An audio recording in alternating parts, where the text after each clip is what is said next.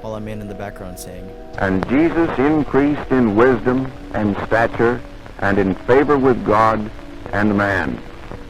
Which is a Bible verse from Luke chapter 2, verse 52. Anyway, it cuts to a scene where the map of Bethlehem is displayed on the screen, while 3 people are jumping on screen. The text underneath says, Bethlehem greater than millions, which then changes to America greater than millions. It cuts to text saying, the first saved state, along with the text, the United States. What that part meant was this. The United States conquered the entire world, and Vietnam was the first saved state, because they are the first country to be conquered, after America became a whole Christian country, and used Jesus Christ as a weapon. We see red spreading everywhere, along with the words, America anywhere, and America everywhere, on screen. The next scene shows us a face, while text that says, the peace equation and our freedom greater than your freedom, our Christ greater than your Christ, equals world peace, is displayed on the screen. The scene then cuts to the moon with the text, their peace is built on inequality, which I'm confused about. So if you know about that statement, please comment down below. And we hear what seems to be a man saying the Lord's Prayer. Which art in heaven, hallowed be thy name. Thy kingdom come, thy will be done in earth as it is in heaven. Give us this day.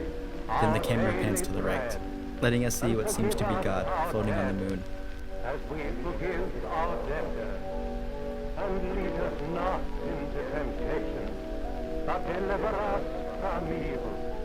For thine is the kingdom, and the power, and the glory, forever. Amen. And this photo was taken by Ed Dwight, with the photo being titled, Photograph of God. We then get several images of what appears to be Superman in the Nixonverse, and then we cut to an old scene from Superman, where a guy closes the door on Superman, and he tries to get out.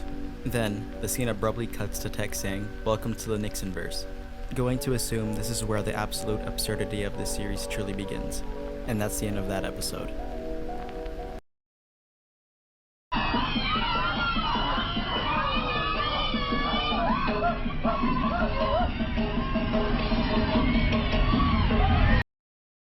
The last episode that we're going to cover today, the missing eye of Jesus Christ. This is the episode that ties some of the things together.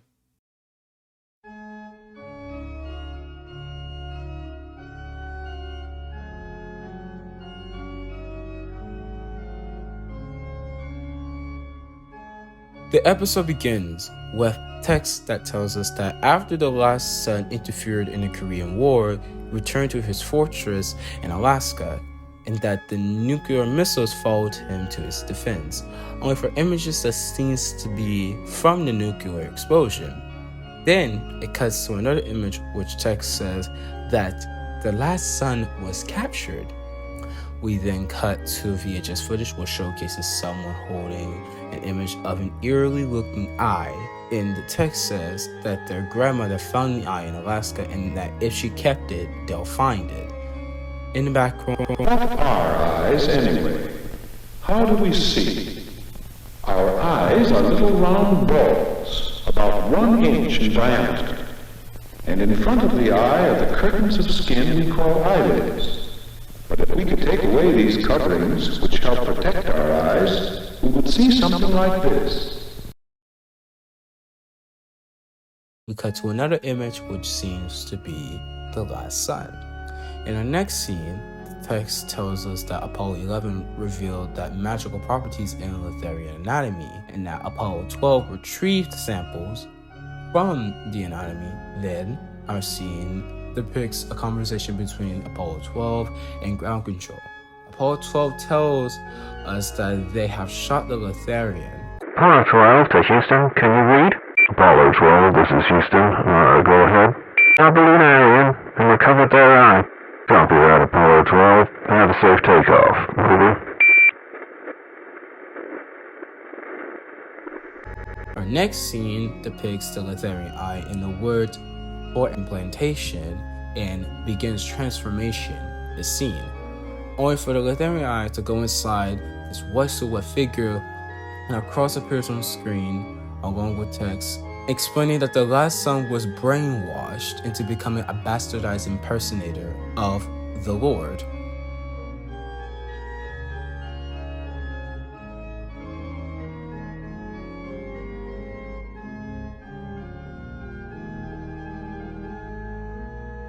Then we are showed the eye once again, only for the people to get closer, which brings us to a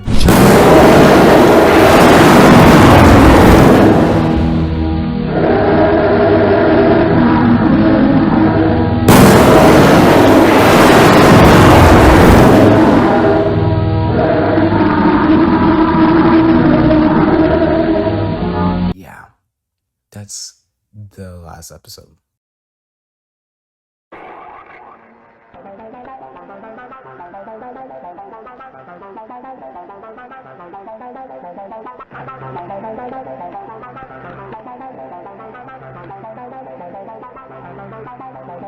Furthermore, the series is indeed confusing.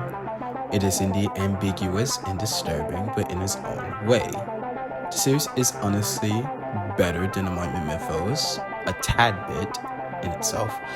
I love how weird everything is getting, and I can't wait for more to come out. Wait.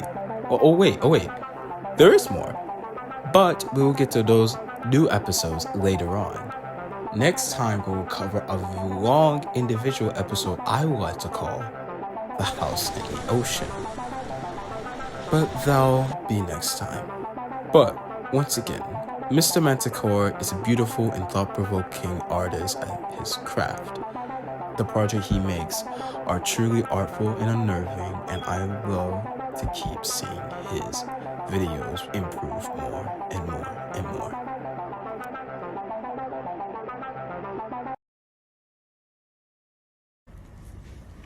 This made me very upset. Very upset. Maybe even more upset than when they told me he was dead.